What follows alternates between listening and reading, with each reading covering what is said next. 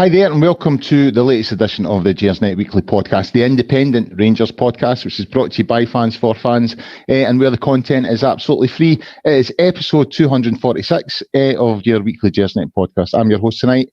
I'm Colin Armstrong. As I tell you every week, guys, it's not just the pod we have here at Gersnet. If you get yourself onto the website, you'll find the forums there. There's articles, there's a history of the archive, loads of stuff on the website, so get yourself on there. As always, I would ask you to promote the pod, subscribe to the YouTube channel, put the word out there, let people know that we're here and what we're doing. I think we're approaching 6,000 subscribers now, so if anyone else out there wants to, I think we're 9 off it, so if 9 more folk could subscribe, that would be grand. Before I introduce my guests, I will mention our partners at Forest Precision Engineering, who are a subcontract Glasgow-based engineering company. They've been a big commercial supporter of Rangers Football Club for a good number of years. We're delighted they're back in the pod, and if you want more information on them, visit their website at www.forestprecisioneng.com. You can also visit the Forest Precision Executive Lounge, which is a stunning new hospitality area within the main stand.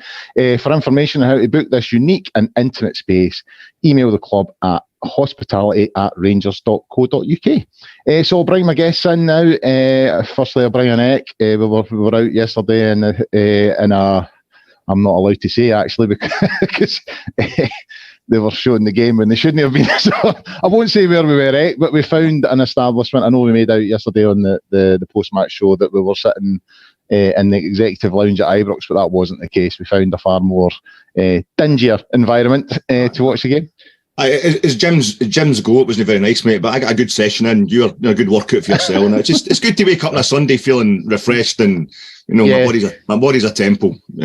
One of the temples that ISIS was destroying a few years ago. Yes, a good day was had by all, wasn't it? Yeah, it was, and it was a good one as well. We'll come on and talk about that. It was. And also joining us, Gary Valentine. Gary, how are you doing? I'm not bad, Colin. How's yourself? Not bad. Have you seen the latest developments that came on? I have not, no. No, we now have. We're now basically the Man City and the PSG of the East of Scotland. They've got a money guy in and 11 new signings last week. I never heard that. Looking at that. Aye. So they put a tweet out today. Our new signings in action. And it was like 4 tweets long. It became a thread because there was that many new signings. They just like boom, boom, boom, boom. So, so a lot of chat this week about all that stuff. And they've got like umpteen new sponsors. And everybody in the league's going to hate them now. And to add a wee bit of comedy to the situation, they made a really big thing about yesterday saying, "Oh, come along, starting a new era." And they got pumped 3-2. I knew they were playing, but I didn't know what the score was.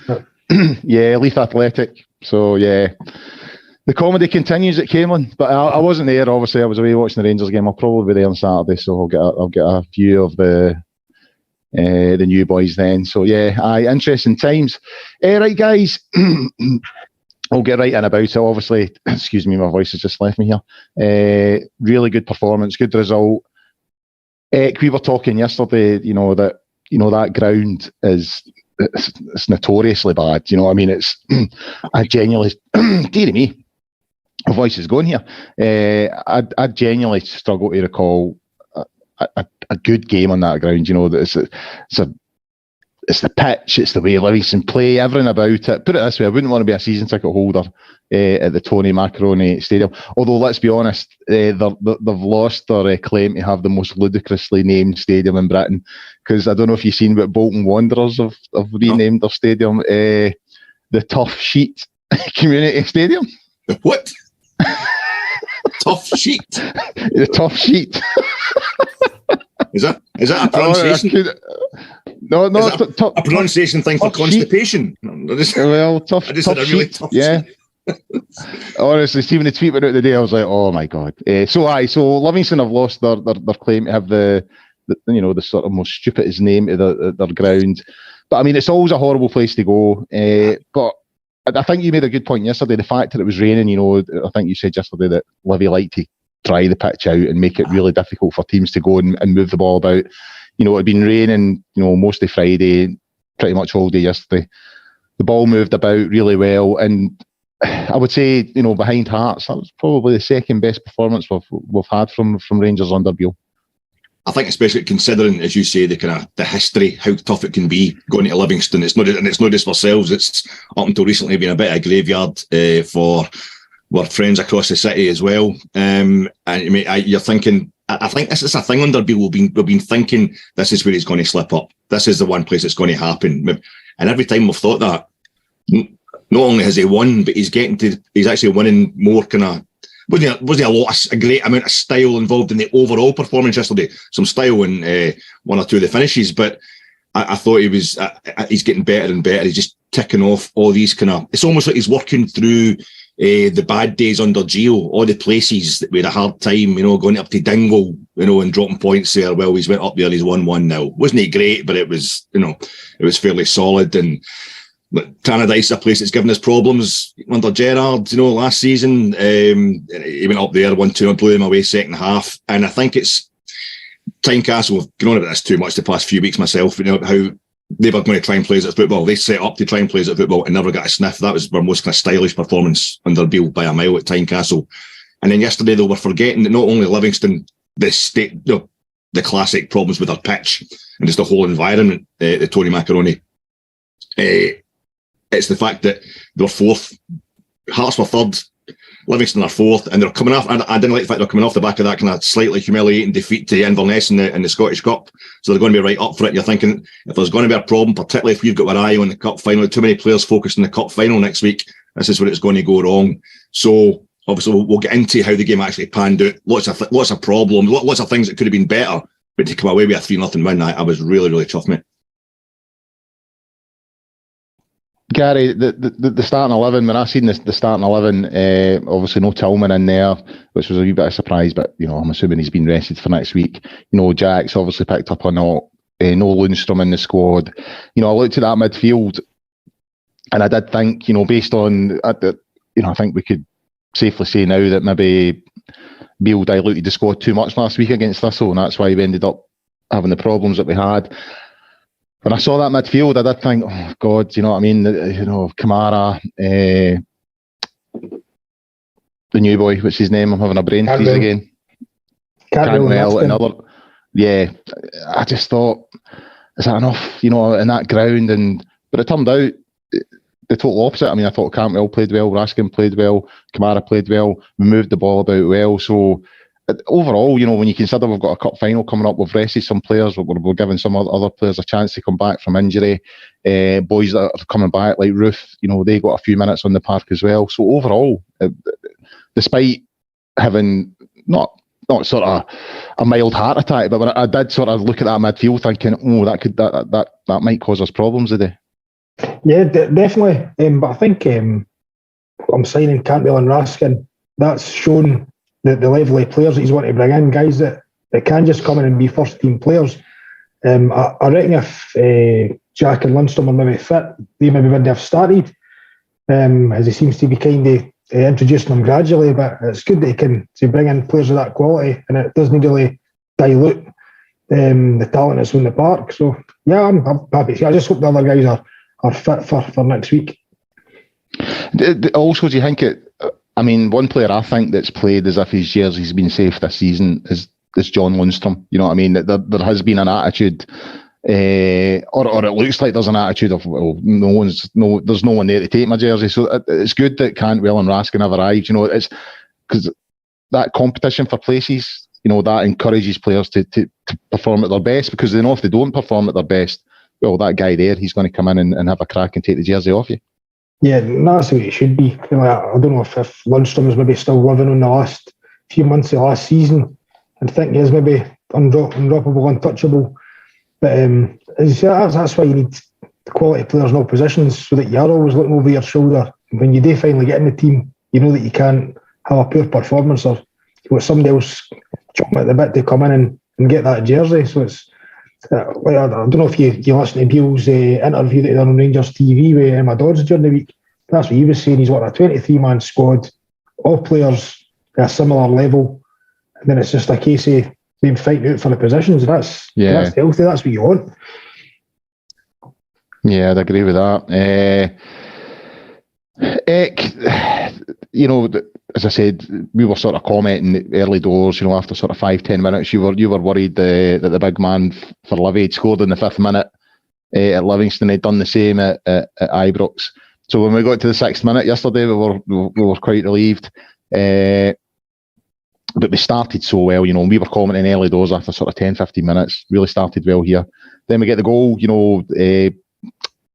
Sakala gets a goal, but it's chopped off.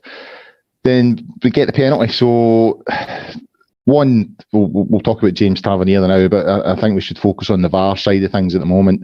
The ref didn't award it. James Penrice, he's tugged at Alfredo Morelos' shirt. I didn't see it initially, but when you see the replay, looked fairly obvious to me that it's a penalty. I felt, and I commented on this yesterday when I was away, I felt the VAR check took far too long for something as obvious as, you can see the tug on the shirt. I don't know why. I believe it was Andrew Dallas that was on the VAR yesterday. Don't know why it took him so long to say to the referee, you maybe want to have a look at this. So that would be my only complaint. But in terms of the award itself, I mean, if that's given against you, it's one of the ones you think it's a bit soft. But I think we categorise it yesterday as giving the referee a decision. When you do something like that, especially with VAR now, you're giving the referee a decision to make. And I thought that was top trolling of Stephen Thompson, sports scene. That's nearly exactly word for word what he said. He's given the referee a decision to make. We were putting the air quotes as classic kind of sports scene speak, but then Stephen didn't let us down. And I have to also give credit to I don't know if it's credit or blame to, it was Scott Patterson and Brian were on Friday night's preview pod, and I knew Nubly, the same guy, had scored in both the previous 2 games against Livingston. He scored from both those games. I didn't realise it was the exact same time, kind of 4th, 5th minute. So I was just saying, it was like, and then when it took us so long to get to 2-0, started thinking, this time he's going to equalise. We're sitting this in with 5 minutes to go. He's going to equalise with 5 minutes to go this time, just to sicken us. But I know VAR. I know you're not a huge fan, and I'm not a huge fan. I didn't really care one way or another. But a lot of the commentators, a lot of the pundits, the way they react to VAR, it's really got nothing to do with VAR. You were always saying quite rightly before Scotland got VAR, kind of last season, and you're saying folk are offering up as if it's going to be a cure-all, as if it's going to cure everything. And now it feels like it's gone the other way, and you were quite right, because it's not going to cure everything. But I feel as if it's going the other way now, where folk are just throwing up, VAR, is to blame for everything. And half the time they're just using it as this kind of acronym. It used to be, basically, it's almost like you could do a facial joke about it. It used to be these kind of lazy pundits on Match of the Day and whatever would just go, VAR, we need VAR. And now they're going, VAR? I mean, VAR? What the fuck is that? How come VAR's not doing anything about that? You know what I mean? Yeah. And it's, so it's made me more just analyse and think, listen, this is getting out of control. It's getting too partisan. It's kind of lazy. But one of the things that is definitely wrong with it, especially in Scotland, is the slowness, as you're saying, the speed to make decisions. And hopefully, it's not going to be perfect straight away. It's never going to be perfect. Refereeing's never going to be perfect. But hopefully that's one of the things they can improve on. I know you can only have VAR if you've got like 6 cameras minimum in the stadium. And I'm imagining at Almondvale, the West Lothian Courier, the Tony Macron, but whatever it is, the half shit stadium, they're actually probably got the minimum. They probably got 6 cameras, yesterday. And also, they'll be very aware that the politics around it, this is why we might mention a guy who did the most hypocritical report on refereeing and how we've got to be nice to referees back at the beginning this week in the BBC. But they're under such pressure because of pundits, because fans are jumping in the back of this. And you'll have seen the Arsenal-Brentford game last week, where the guys were so busy trying to work on one offside decision, they missed another one in the same phase of play that should have, the goal should have been ruled out. And Arteta's wanting them all executed and stuff like that for costing them 2 points. Well, so he did get one of them executed. One of them's away. One of them's left because of that. Aye, that's it. It's getting because I'm not being funny, but Arteta's maybe made the best decisions every week. He's picking his team and tactics wise, and that. It's that old thing of referees are getting hung out to dry by guys who are paid a lot more money and make a lot more mistakes, in their side of the football job. But I think one of the things that came out of that kind of kerfuffle with that Arsenal game was you've got to analyse everything that goes on. So you can see how the referee doesn't see it on the park at the time because he's got big, massive centre forwards and Alfredo's arse and everything's in the way, between him and spotting what's going on. But the VAR obviously has picked it up straight away, but then they'll probably have to analyse other stuff. Has anything happened? Has any Rangers players done anything before? We saw the situation later on where Ryan Kent went through and it was clearly fouled, and we think that's a penalty, but it turned out it was actually offside. It was offside. So they count. So they're probably looking at something else that can maybe countermand something else that's happened. A Rangers player maybe committed a foul or has been offside or something in the build-up. It's come from a corner, but it's in the build-up to that incident. So, and I think that's half the problem, the whole VAR stuff. We don't know everything that's going on. And it won't make any difference. The more the fans get told, the more they'll find ways to get upset about it. But I think a lot of times we don't actually know what's going on. But it's definitely a problem, the length of time it's taken. It's only been in Scotland for 3-4 months. So hopefully that'll get better.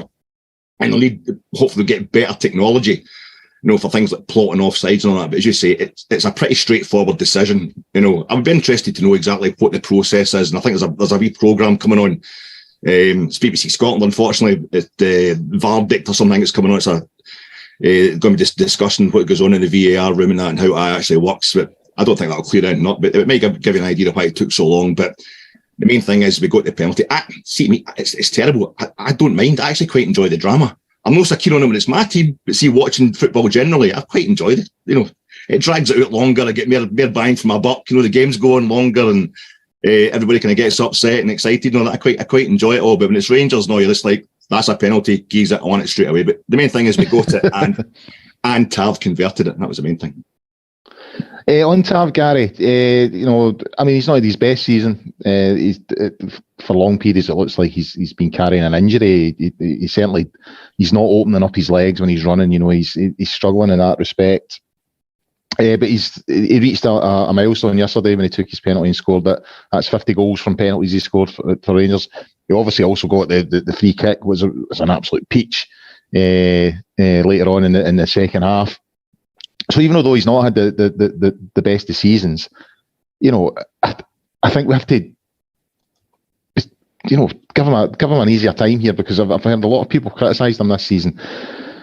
And the standards that he set, especially in that Europa League run last season, he scored pretty much in every round on the way to the final. I think he was the top goal scorer in the tournament, which is pretty much unheard of for a fullback. So I do think we have to think about the standards that he set. He's not going to set those standards every single season. So even although he has struggled this season, he's still a vital player in that team.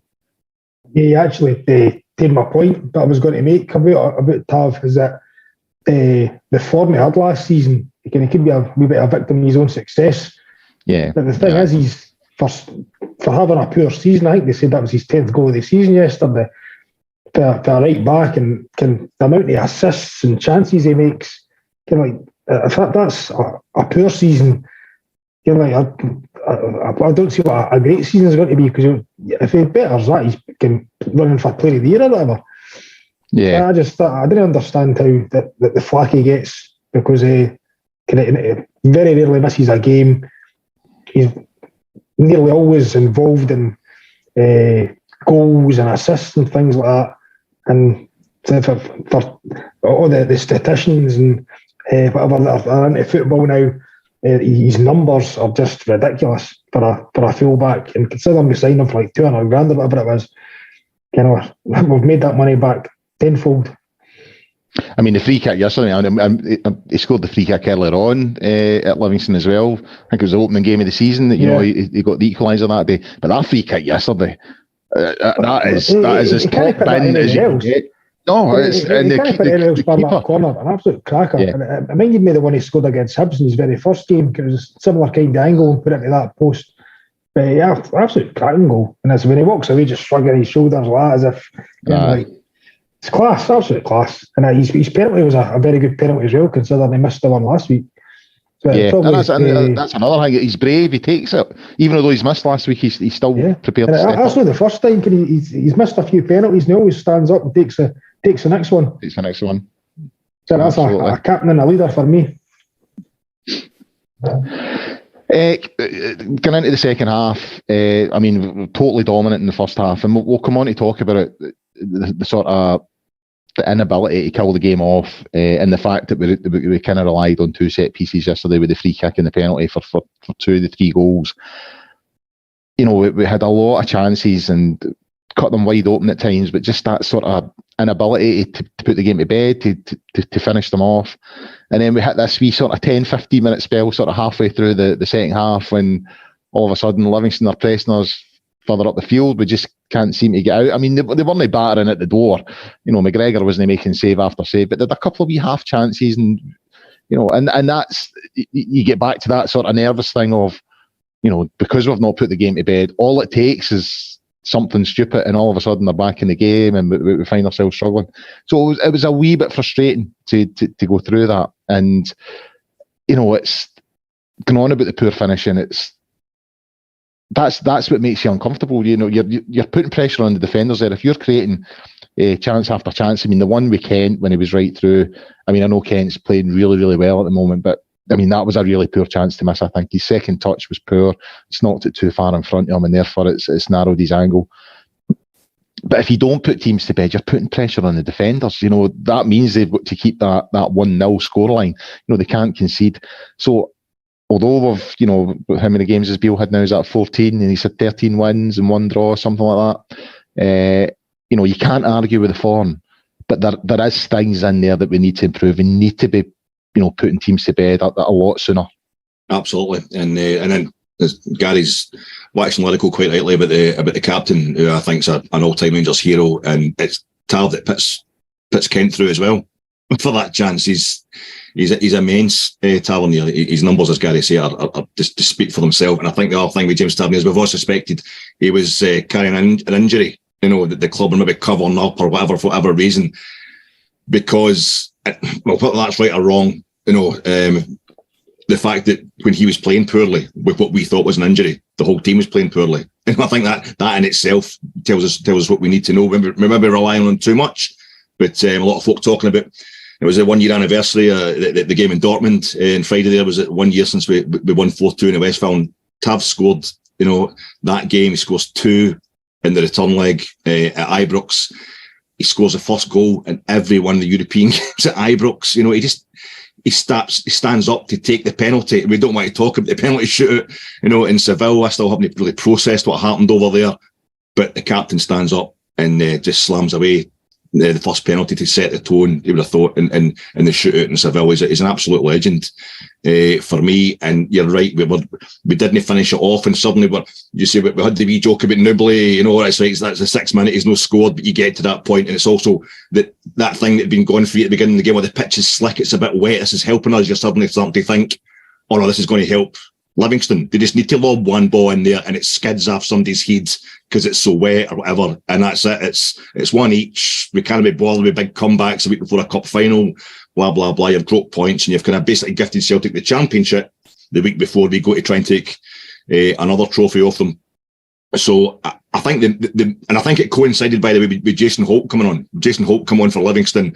I don't know, 5-10 minutes into the second half, and I think that was Martindale saying to himself, right, we're just getting, we've got the ball. Rangers have got the ball the whole game. We need to go out and try and do something to get it off them and try and get it. And they did. They had a good, as you say, they had that spell where they really worried us. I think it reminds me of a lovely thing that Michael Beale said a few weeks ago. He said we seduce ourselves with possession football. We think that having the ball is enough. He's on it. Beale understands it, and you can see him eking it out of them. You can see there's a lot of scar tissue there. I think there might be still a lot of knackeredness as well from maybe not having a proper pre-season under Gio, if all the rumours are to be believed, and also what they went through in the Champions League group stages. And even the run to Seville last season, I think might have played into it as well. But you can see him slowly making them a bit better almost every time. And I'm actually, as I said this yesterday, and it is kind of darkly superstitious. It's a bit just kind of mumbo jumbo, the kind of stuff a helpless football fan does to try and convince himself everyone's going to be all right. But I actually think the way we've been playing, where we've had a few bursts of great football against teams who try to play us at football, and then we kind of struggle against the low block. And it makes us think we're going back to being what we were under Gio at the end there. But we work our way through it. I think that's getting a real kind of, it's getting kind of fundamentals into the legs of these players. It's like Beale's got the kind of preliminary sketches, and you can see him starting to flesh it out, starting to put some paint on it, starting to colour it up and really make this team come to life. And his vision's been slowly realised, and I didn't want it to peak before we play. I want to time it, so if it peaks, it's going to be next Sunday. I was actually, in a strange way, kind of glad we struggled a bit yesterday while also getting the points and end up getting 3 goals. I thought it was kind of perfect because I want us to go in under the radar next week. The worst thing you can do, I think, in this situation is go in to next Sunday, think, the Rangers players will be starting to think, we're world beaters. We've got to start visualising lifting that trophy.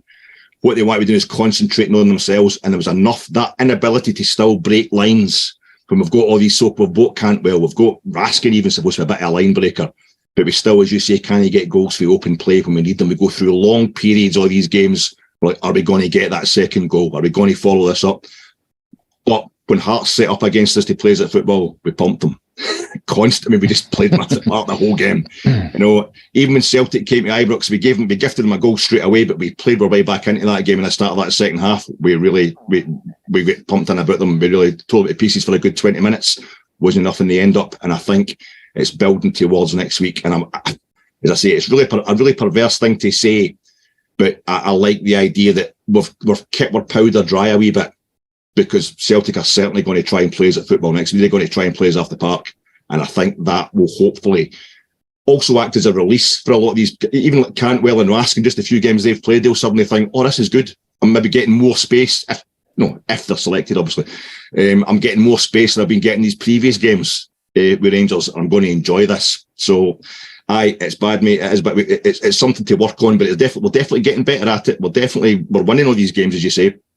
But there's definitely more to be done, and I'm kind of glad there is, if you understand what I mean. Yeah.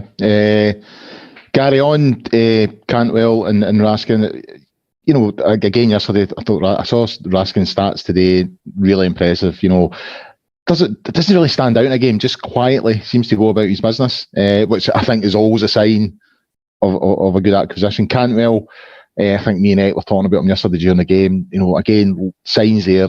Lovely feet, good touches. Just in my opinion, just needs to add a wee bit of finished product. An end product to his game. Whether it be assists or goals or anything. But there was a couple of wee flicks in that yesterday.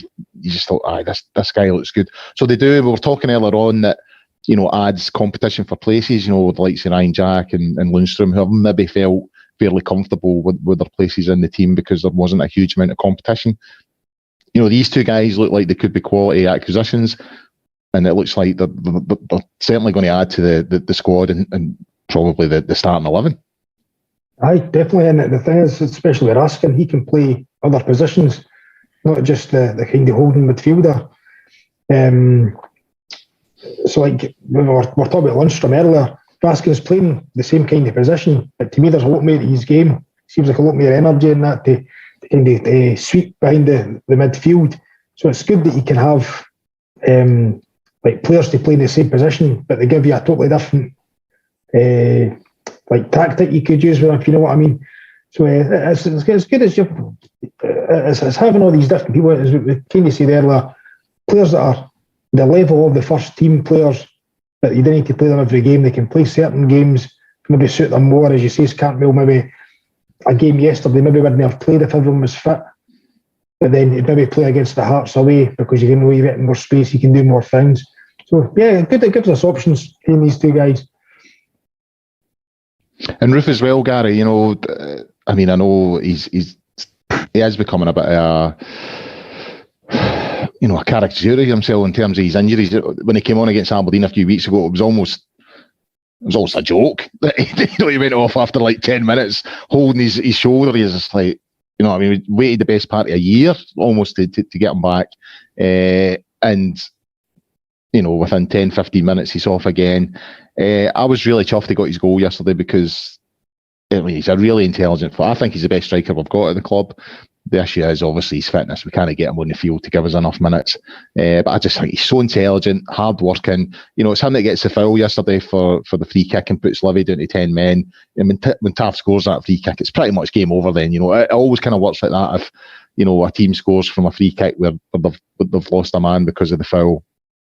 it's him that draws that foul, and he's just such an intelligent player. And I was really chuffed that he got his goal yesterday. And I tell you something else, he was so determined, because it was him that went up for the initial header and then it bounced about. I actually think he shoved Ben Davies out the road to get to it, to get his shot away.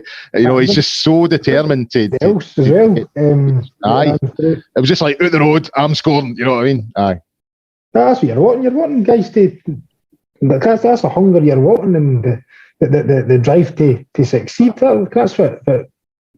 Rangers have been slated for parts of the season that some of the guys are bottle merchants or whatever, or haven't got the fight when they go and get stuff. Talking about Roof, the shot he had before that was out wide, I actually think the keeper made a save there.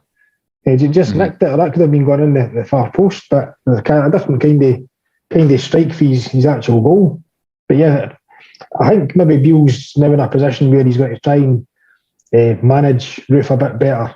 And hopefully what will mean we can get more cameos for him and the like, because even in the semi-final, came on, got his goal, and that's into the final. So it's hopefully he gets a run of games injury-free. We can see the best of him again.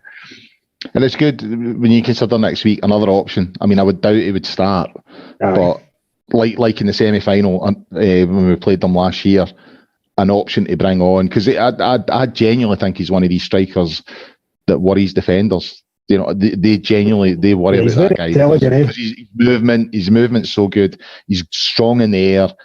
He's almost like a complete centre forward. But as I said, the problem is you just can't get him fit enough to play enough game. Yeah, I suffer for that, I must admit. Certainly on a Wednesday night after the fives, but it's another option for Sunday. It does feel like for long periods of this season, we've had injury concerns and big players out at important times. It feels like they're coming back, at the right time, given there's a major cup final next week. Yeah, well, I said you've got Roof, Sakala, Morelos, and Kolak. That's 4 international level strikers, and every one of them gives you something different. So it's an absolutely brilliant position to be in. So that if they're all fit, ideal, and it's you can always try something. If it doesn't work, you've got 5 subs you can change it, and it doesn't really affect if any injuries happened or whatever. So it's a good position. So it's good that they're all kind of getting minutes before this big game next week. On next week, how are you feeling? We were joking yesterday in the sort of post-match vid that it was a type of game that certainly in the 80s, when I remember going to watch Rangers, if you're playing Celtic the following week and you were pumping a team, the whole chant of bring on the Celtic, that would start to ring around Ibrox and all that kind of stuff. It felt like that kind of performance yesterday, we made a bit of a statement, huffed and puffed a couple of times through the game. We should have won in a more convincing manner, in my opinion. But, it was a fairly routine victory. As I say, players are coming back now. We've got a far better squad. We're in far better form. 14 games under Beale, 13 wins, and it should have been 14. We were a bit slack in letting Celtic back into that game on the 2nd of January. But we couldn't really ask for more going into a major cup final, really.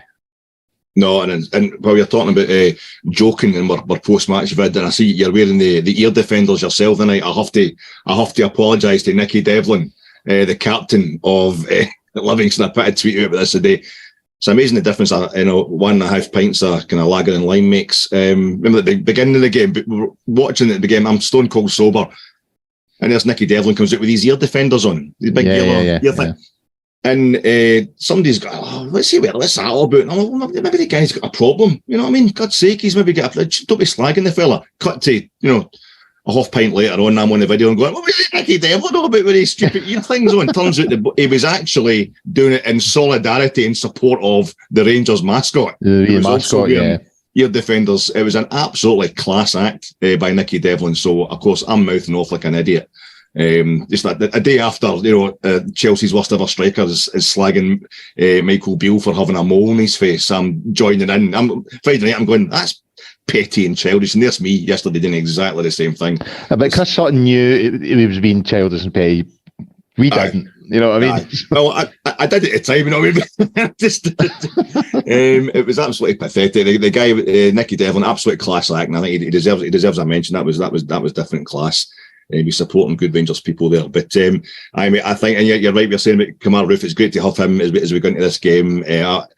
It was like a doctor in one of the kind of, the old American, kind of cop shows where there's an accident and then somebody comes pushing to the front, out the way, I'm a doctor. That's what it was like at that goal. It's like, out my road, I know how to put the ball in the back of the net. And what we'd watched in the kind of 40 odd minutes up to that point of us failing to score from open play, failing to put the ball away, as Gary's saying, the minute Roofe comes on, he has that shot that just went past the far post, and it shows up in a starker relief. Just what a difference he makes. He's so dangerous all the time. And as I'm always saying, I don't care how injured he gets and all that. I do, because obviously I want him to play all the time. If he did, he would have been away, last year, because everybody would want to buy him. But he's just phenomenal to watch, and he's just worth having, to get like 50 minutes out of my season, because he's just going to come on and score. And him being and managing to get through his 20 minutes at Livingston without another injury was absolutely fantastic. Especially on that pitch. And especially when he was running towards Craig Ray of Gersnet fame, who was telling us a day to look out for him. And there he is in the corner that big Kemar runs towards at Almondvale, Livingston. I keep forgetting Tony Macaroni. There's Craig of Gersnet fame. I'm disappointed he didn't have a big kind of Gersnet loyal banner to advertise the podcast, but it was great to see him doing the business. And next week, I think you're right, with the 80s, that strongest he got bring on the Celtic. For a lot of the 80s, it was because, we were actually looking forward to games against Celtic. We actually kind of kidding ourselves on. We had a chance. There was a chance against Celtic. It was Aberdeen and United, particularly Aberdeen. We couldn't keep up with in the days. But it would be. I think we've just timed it right. I think, as I say, Beale's kind of got them going. He's improving them all the time. And there's a lot still to be done. I think the focus will be right. We'll be more thinking about ourselves than thinking about, being the big I am kind of thing. I don't think we'll be getting carried away with ourselves. I think the focus will be there, and it's a great chance, because it will mean so much more. The League Cup in itself, have not won it for so long, and it'd be a trophy that we grew up with Rangers just winning routinely. It'll be great to get it back. It'll be great to have that again in itself, But I think in terms of really testing this Postecoglou Celtic, who haven't had the phenomenal domestic record this season, we really have to get under their skin somehow, kind of knock them off the rails. And I think it'd be no better way to do it. Especially, I think if we could win next week, it would make Celtic start to think they can't beat us at Hampden. Postecoglou, they can't beat us at Hampden. I mean, we've won as many games at Hampden under 3 different managers, if you want to count David McCallum stepping in for Gerrard, as Postecoglou has, as Celtic manager. So I think if we get Beale in there, he knows what he's doing.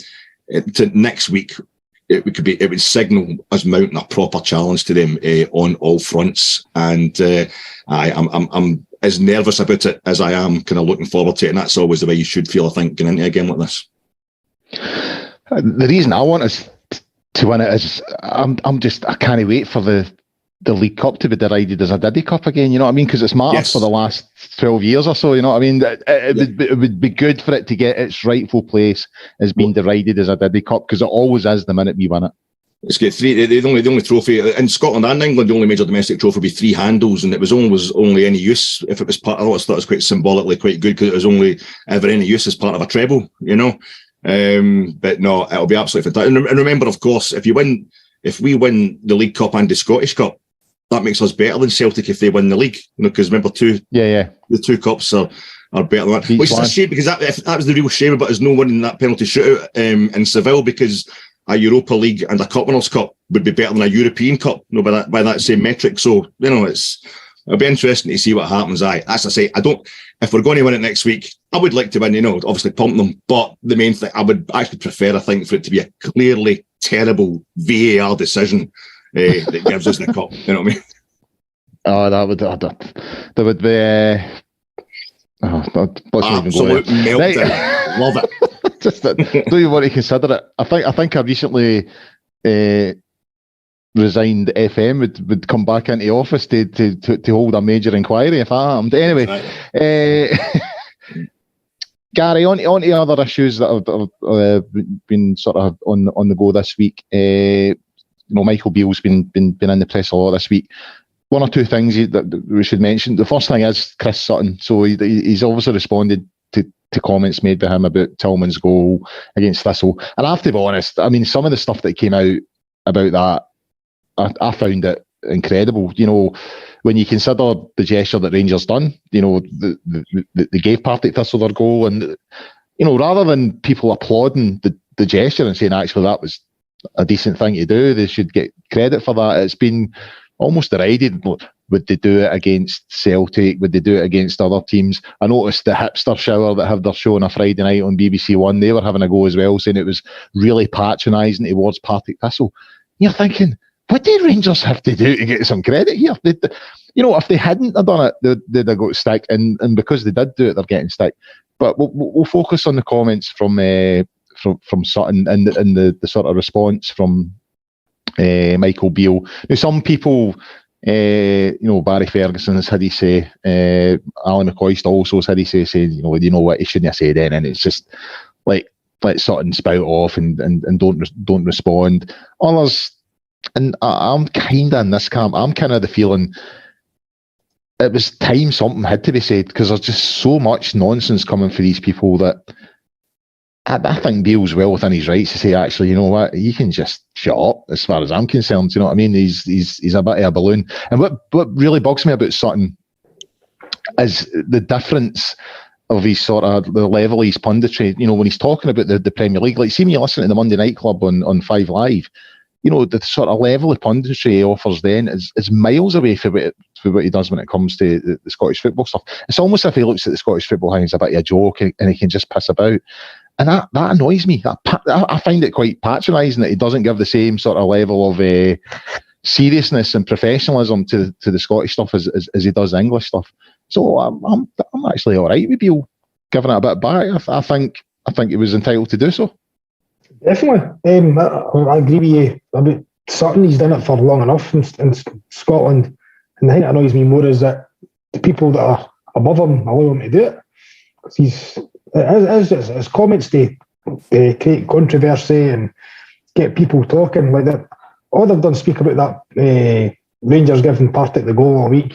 And I've never seen anybody actually mention the penalty that Partick got or anything like that. It's been totally forgotten about, just to focus on an actually good sportsmanship. And I say that Sutton's in the same camp as Michael Stewart for me. I didn't follow him on Twitter. He's ignored just because everything that comes out his mouth is just to stir up Rangers fans and try and get bites and whatever. But I laughed at one of the things I did see on Twitter, and somebody had said that because Celtic had signed Sutton for Chelsea and Chelsea had signed Laudrup for Rangers, that means Sutton's better than Laudrup. So that gave me a good laugh during the week on Twitter. That's a giggle, that, isn't it? As for Sutton, Kerry, he's done it for that long, and it's about time somebody gave him a bit of his own medicine. I remember him gone over the score with Kashinia live on television and things like that as well. So it's good to see somebody getting a wee dig at him to see how he likes it. Where do you stand? I was about to come in. You know what? It's. I mean, the point I was making earlier on about, you know, how he doesn't seem to take it as serious as up here as he does down the road. I can remember I used to work with a Grade 1 referee. Okay, I won't name him. But if he's watching, he'll know who he is. I used to work with him in an office in Cumbernauld, and he used to sometimes referee games that we were involved in, like tournaments and stuff like that, you know. And he would make some really odd decisions and just laugh about it. And so I said to him one day, I was like, that was a shocking decision. And he's like, oh, Colin, it's just a piss about. I was like, isn't it to us, mate? You know what I mean? This matters to us. I know it's maybe a piss about to you because you referee at a high level, but just because, you know, we put up our own nets and all the rest of it doesn't mean it doesn't matter as much to us. This is our cup final, so you need to take it as seriously as we're taking it. And that's how I feel with Sutton. I just think he looks at this as if it's just a piss about. I also think he's peddling a line that's coming straight for Peter Lawwell. But the way that he does it, you know, as I say, when you listen to him on a Monday night on the Monday Night Club, it's night and day from how he conducts himself up here, and he actually contradicts himself at times. Views that he takes on the game down south are totally different from the views that he takes up here. So it actually makes me sometimes, how does he get a gig? He's just all over the shop. I was quite relieved a wee while ago. I saw a couple of weeks back the game that got Jesse March sacked, eventually sacked. One of the ones he lost at Nottingham Forest, lost at the City Ground. It was Patrick Bamford that the striker had said. He just mentioned that we played wrong in his post-match interview. He just come off a 1-0 defeat. The fella is a professional football player. He's raging, and he said, and Patrick Bamford is one of the softest and nicest spoken guys you'll ever hear. A lovely fella and a lovely footballer when he's fit. He just said something about they hadn't played to my strengths. I was kind of left alone myself in the box. That had nobody kind of trying to feed me the ball. So straight away, there it is. The headline on BBC Sports website was Chris Sutton says Bamford's totally out of order to hang his manager out to dry like that. Basically, he's got Jesse March the sack. What a low thing to do and all that. And I thought, at least once I've seen him putting the same kind of hyperbolic, hysterical line towards the English press as he does up here. And you were saying a thing, I'm not being a smart ass, but it actually just made me think. You were talking about it being a lack of professionalism. I think this is his profession now. This is actual profession, and it's disgusting. The boys were talking. It's a lovely conversation a really interesting conversation that Scott and Brian had about it on Friday. They just touched on this stuff, and they're talking about the fan media versus what's still considered the mainstream media. And I was always, I don't know about yourself, but I was always worried, if it's fan media, you're just going to be going there going, it's a conspiracy, what are you doing about it? While the mainstream media guys are asking pertinent football questions. It's the exact opposite. You listen to these press conferences these days, your Rangers review, whatever, Heart and Hand, they're like, are you going to play Ryan Kent a bit wider all the time, or do you want him to be more fluid? It goes to the Rangers review and they're like, Jenk Cantwell can sit in behind Morelos, or is he going to go wide right at all? Go to, the Daily Express or whatever it is, oh, by the way, Chris Sutton was saying you've got a mole in your face, what are you going to do about it? It's fucking pathetic. You're spot on, Alec. Absolutely spot on. It's just you're actually getting, I think it's a race for hits. We've been talking this before, with the thing that happened with Heart and Hand last season in the Daily Records. It's a race for hit. They're kind of, it is dying, I'd say, and they're trying to get, it seems to be, and that's why the coverage of VAR, I think, speaks to this as well. You've got Shearer and all that just sitting there match of the day going, it's a joke. And they're eventually going to get a referee killed. It is going to happen. And who was reporting on that on Monday? Mr. Caring and Sharing. It was Chris Sutton doing a report for BBC, London, about the things that are happening to referees. Grassroots level, yeah. VAR for me is like Brexit, right? I'm not going to get party political, but this works if you're, a Remainer or a Leaver or whatever. There was plenty good. I'm slightly to the left of politics, so there was plenty of good reasons for a kind of socialist point of view, if you like, for leaving the EU. It's kind of anti-nationalisation and stuff like that. But when I saw the reasons that Leave EU were putting forward were basically lies and racism. So you're looking at the people that are doing it, and you're thinking, even if in some way some of their aims slightly coincide with mine, the fact that it's them that are perpetrating it, I don't want anything to do with this. I'm going to, if we do leave the EU, it'll not be under that mob, because they're bad actors, they're acting in bad faith. And that's when you see the loudest voices anti-VAR up here, as you say. It's Celtic through Sutton, through Hearts, and just shouting this garbage. A team that's won 4 consecutive trebles, talking about the world being against them as a conspiracy against them. Yeah. And I think that would just make me go, right, if they hate it, I want it. We better keep VAR the new until it's, we can look at it objectively. And I just think the whole thing with Partick Thistle, it was beautiful. It was absolutely beautiful. I thought it was lovely. And I can't believe it. I can believe it because the few times I've watched that, the show on a Friday you're talking about, but to say it was patronising Partick Thistle, it was the game. Yeah. Michael Beale he was get hunted by the Rangers support if he'd gone out the Scottish Cup. He was quarter of an hour away for going out the Scottish Cup, maybe going to penalties or whatever. It was tying the game with quarter of an hour to go against a championship side. It had been patronising if we're 4-0 up or 5-0 up that we're supposed to be, and then we gave them we didn't like that. There you go, make a big gesture. That's patronising. There was total peril involved. It was a lovely thing to do, and it was one of the moments that actually made me just realise a thing that's been completely forgotten, and your Suttons are the kind of people who are helping you forget it. is that football is actually a sport. That sport's short for sporting. We actually don't get anywhere without referees. The game doesn't happen without refs. We're all entitled to be angry about it and to get annoyed in that, but and the game doesn't happen without you having a basic respect for your opponents, and to have people continually slandering. It's actual slander of the referees, the guys who this game doesn't happen, the guys and girls who this game doesn't happen without, and every opponent. That's what gets me. It's the way we've discussed this before, mate. I don't mean this against Celtic fans. Obviously, we've all got big fights with Celtic fans. I mean, it's the way Celtic have been run since Lawwell was involved. It's this kind of, if it's no working, we're going to burn the house down. You know, we're going to burn the game down if we don't win it. And it's like, I don't really care. I think it sits quite healthily. There's no hypocrisy involved. He said it side by side and say, yes, I would always do that for Partick Thistle, who, by the way, I know their fans, they despise us as much as anybody else. But I would not do that for Celtic, who have called the league early, who have got the break moved to suit themselves, who have derided every single achievement we've had in the last few years. It's been cheating, it's been I have no problem at all showing them zero extra respect, because that's what that is. It's extra respect. We'll show them the basics, or else we can't be in the same field as them. But I think what Sutton's doing up here is actually dangerous, and I just hope the wee report he did for London BBC on Monday on the dangers to referees by people continually using them as a scapegoat for their personal problems. I hope he learns to extend that to Scotland, but it's more dangerous. Yeah, aye. I don't think so, Eck, but we'll see. We'll see. No great hopes. Gary, another thing that Beale mentioned was the sort of contract situation. He was asked about, what's could be happening in the summer. It's his opinion that he thinks the squad is currently too big, so I think he'll be looking to move a few on in the summer. As you said earlier on, he's looking for 2 players in sort of each position, and I think he said like an extra goalkeeper, an extra striker, stuff like that.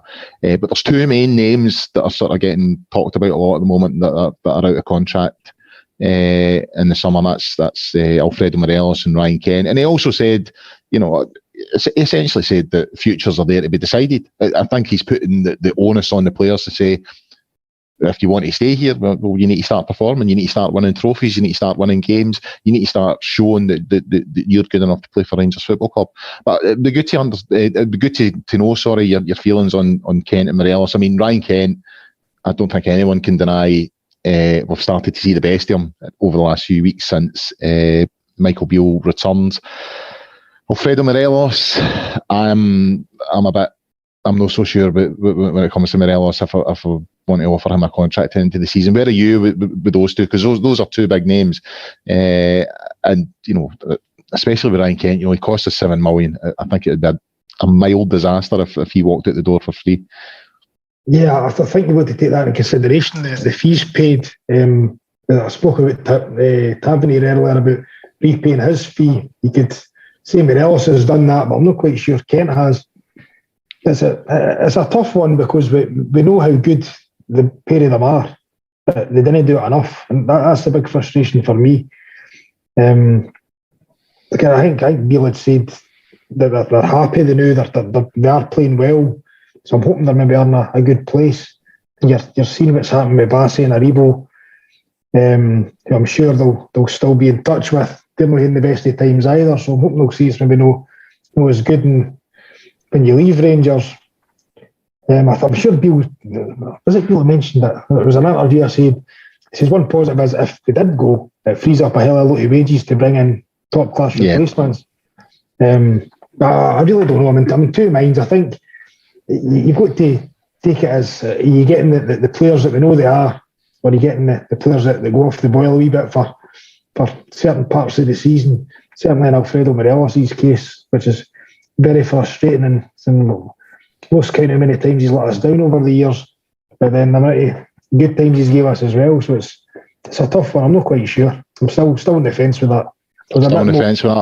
A couple of weeks ago when I think Ross Bennett was on, and I was mere, can get him away, but as I said, the last few weeks I think he's upped his game a wee bit, and he looks like he wants to be here, so I'm back in the fence. It's the fact they can't run that I have issues with. I mean, don't get me wrong. I mean, people come at me on Twitter. People come at me on Twitter saying, I act like a spurned ex when it comes to Morelos. And I actually love the guy. You know what I mean? You can think a guy's time at Ibrox is up. It doesn't mean you hate him or dislike the player. It just means you think it's maybe time to try something new. And I think I'm there with Morelos. Listen, I just think he's let us down consistently. Over, he scored loads of goals. I mean, and especially in Europe, his record in Europe's phenomenal. But every now and again, you just know he's going to let us down at some point. And it tends to be with off the park stuff, coming back overweight and stuff like that. So I'm just thinking, as you say, I think he's on that list that came out of all the players' salaries. He was on upwards of 30 grand. I would hope if the recruitment was done properly, you could get a really good striker for that sort of money in terms of their salary. So, but we'll see. Kent, I mean, obviously you wouldn't want him to go because of the 7 million facts, but in terms of his performances, 3-4 months ago, I'd have been like, no, it'll be a sore one to take if he walks for free. But in terms of his performances, are we really losing that much? But we've seen recently what he's capable of. He's definitely got his mojo back, so to speak. It seems to me that he likes working for Beale, and he's getting the best out of him. So out of the two, if we could only get the one, I would probably go with Kent, but we'll see what comes. Hey guys, before we wrap up, I thought it would be good to have a wee discussion about the news through the week that the proposed deal between Dave King and Club 1872 has failed. So Club 1872 won't be taking on King's shareholding. King released a statement saying he was terminating the deal, citing 5 reasons, which are some supporters prefer to own shares directly rather than through a fan organisation like Club 1872. Some supporters would support joint fan ownership, but not within Club 1872. The difficult economic conditions, so obviously maybe people don't have as much disposable cash to contribute. Supporters no longer feel that the club is under threat, which is something I wouldn't agree with. And the club's recent campaign against Club 1872 and its officers, which again I think slightly political and straying into an area that we probably don't want to go. I mean, how do you feel about this as an opportunity missed? I mean, given some of the current ownership issues that you see, I mean, especially in England, when you look at the whole Man City thing and, Qatar organisation is looking to take over Man United. They've got a bid in for them. You hear Liverpool fans, moaning that was proposed that, the Qatar or Saudi Arabia ownership was coming in. So when you look down in England, it's a real issue, in terms of the ownership. And I mean, I lean towards fan ownership or fan representation anyway. So how do you feel? Because to me, it feels like an opportunity missed. Aye, and you're talking about the politics of the whole Club 1872, Dave King thing with the boards being something you don't want to get into. I couldn't get into it because I don't really understand it. I haven't had my ear to the ground in this one at all over the years, Colin. It's almost like I got kind of politics fatigue with everything that happened in 2012, and it was just get the scarf on, pay at the gate, be a supporter. That was my way of kind of just go to the games and just back the team and just put the money in the kind of normal routine ways. And I admire people and I totally understand, a lot of these people who did have the energy for the campaigning and what have you. I wouldn't have a club to support. So I'm neither here nor there. I'm neither for or against any people involved because I don't really understand what's going on behind it. I know there is a lot of politics. It seems like Club 1872 have managed to up their shareholding, through what they have bought. Be Dave King, if I was reading that correctly, and there didn't seem to be any acrimony in certainly the official statements anyway between King and Club 1872. And I couldn't, same as yourself, I wouldn't want to comment on what acrimony there is between the board in Club 1872 and Dave. I've always said a thing. I always said after 2012, it seemed like we were kind of a better class of gangster we were getting slowly. Then we moved on to kind of be cowboys, and we eventually got to a point where the board just now, by and large, without being naive about it, that this is fan ownership for me. You've got a bunch of guys who support Rangers who own the club, and that's maybe the model that the situation we're in just now we need almost like I'm as I say, I'm a total snowflake, libtard, whatever you want to call it, when it comes to politics, when it comes to real life, protest everything and, make everything as democratic as possible. But in my football, I'm a total fascist. I want one guy in charge who knows, the same with the manager. I want a manager who's total hardcore and, has got the players running about wanting to die for him, under fear of pain of death. And the same with the board as well. I think you need, especially the situation we're in just now, one singer, one song. And that's what would happen under fan ownership, is where actual, bona fide, genuine fan ownership, as you're describing it, as you're meaning. You'd eventually have to have somebody who's in charge, so the club can run as smoothly and as quickly as possible in these fast-paced times. But it's a real balancing act, and it's. I don't want to comment one way or the other because I don't know how it would work. But I want Rangers to do well, and obviously we don't want to go back to the situation we found ourselves in with the worst gangster of all in Craig White. So I am kind of. I can't really offer anything because I don't really know how it all works, mate. But you're right. It's a real dichotomy today. I'm actually glad we're not involved in the English scene. It was like, you had that wee moment when you were younger. You're thinking maybe we should go to England. Maybe Rangers should move to England. But no, you have to have basically the money for somebody who decapitates 122 folk a year, to get yourself into the League Cup final. So we've got into a League Cup final under guys who've got own a lot of buses and a lot of cars. That's all right for me. I can live with that, Gary, in terms of Club 1872, where does this leave them? Because there are obvious issues. It seems to me there's trust issues with, a lot of the fan base and that particular organisation. And when you consider, especially, I think Foundation Hearts is maybe the best example. When you look at what a success that's been, the supporters feel involved. They feel like they have a voice. They have someone in Anne Budge. I know she's got her critics and all the rest of it, but Hearts strike me as a well-run club, and the supporters, okay, you'll have folk that are not happy with certain things here and there, but that whole relationship does seem to be working, Foundation Hearts and Anne Budge and all that kind of thing. So there are examples out there, and I think the German model as well.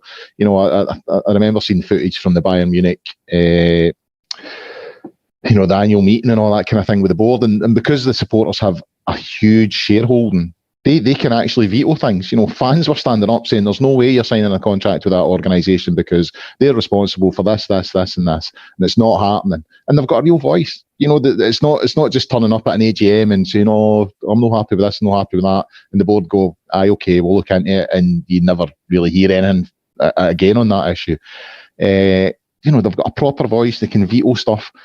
So to me, there are positive things there for if not fan ownership, then definitely having a significant shareholding and having a voice and having a say and having the ability to say to people that are running the club, actually, no, we're not happy with that, and I don't think you should do that. So again, it's coming back to this missed opportunity thing. It's if Club 1872 had a better reputation, I think it could work in a similar way to how Foundation Hearts has worked. Which was, as I said, that seems to be the best example of that type of group. Yeah, I think the problem with Club 1872 is there's a lot of secrecy. I think there's only a couple of people that actually call the shots, and they weren't having AGMs and things like that, so people didn't actually know what was going on. I was a member of Rangers first when that started, and as soon as I amalgamated with, I think it was the Trust, to create this Club 1872, I pulled away from it because what was happening, what I seem to remember happening was it was the same kind of names that were coming that you always heard that usually trouble came behind them. So I don't know if it is people try to blazer chase, as they say, and then seemed to be Dave King was involved with them a bit more than he should have been, or can pulling the strings a bit more than he should have been. So there's a lot of trust issues with them, and I think that's probably what, until that gets rectified and they're a bit more transparent, I don't think anything will change. And like for the reputation of them, but certainly fan ownership, if done correctly, that would be my choice to how to go. Even if it was something like 30% ownership of the club or something, as you say that, I'm sure it's over 25%. You can, you've got quite a lot of power.